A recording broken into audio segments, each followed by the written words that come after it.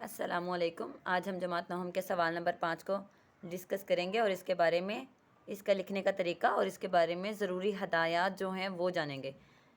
سوال نمبر 5 خلاصہ ہے، خلاصہ لکھیں۔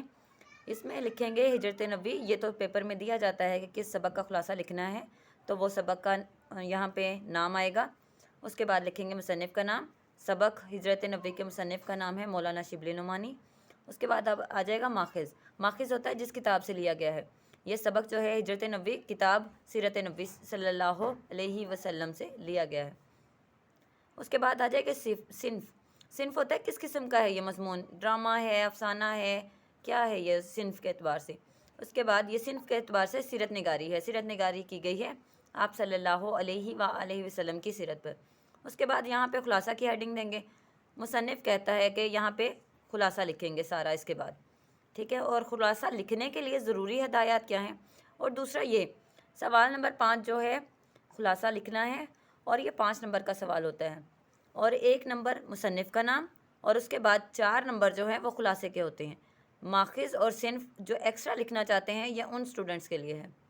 خلاصہ لکھنے کے لیے ضروری ہدایات کچھ یہ ہیں کہ ترتیب سبق کا خیال رکھا جائے، یعنی کہ پہلے جو واقعہ بیان کیا گیا ہے وہ دوسرے نمبر پہ بیان نہ کیا جائے، جو پہلے نمبر پہ بیان کیا گیا وہ پہلے نمبر پہ ہی آپ نے خلاصے میں بھی بیان کرنا ہے۔ دوسرا یہ سبق کا خلاصہ 1 تہائی ہونا چاہیے، بہت زیادہ لمبا نہ لکھ دیں کہ ایسا لگے کہ آپ نے خلاصہ لکھنے کے بجائے سبق لکھا ہے۔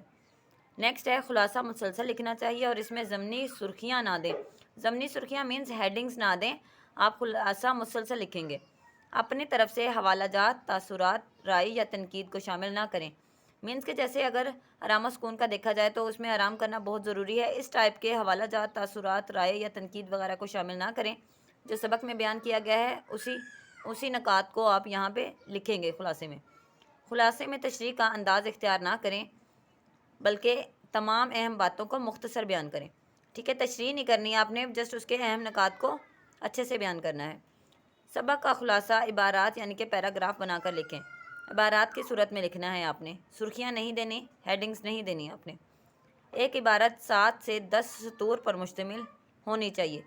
یہ جو آپ لکھ رہے ہیں عبارات کی صورت میں یعنی کہ پیراگراف کی صورت میں، اور پیراگراف کی بھی 7 سے 10 لائنیں ہونی چاہیے۔ اس میں مین جو بات ہے وہ ہے کہ خلاصہ اپنے الفاظ میں لکھیں، اور خلاصہ ہمیشہ اپنے الفاظ میں ہی لکھا جاتا ہے۔ خلاصے کا مقصد بھی یہی ہے کہ آپ نے سبق میں کیا نوٹ کیا ہے، کون سے اہم نکات نوٹ کیے ہیں، کون سے واقعات جو ہے وہ آپ اس میں سے سمجھ پائے ہیں۔ بس خلاصے کا مقصد یہی ہے، اور خلاصہ لکھنے کا طریقہ بالکل یہی ہے۔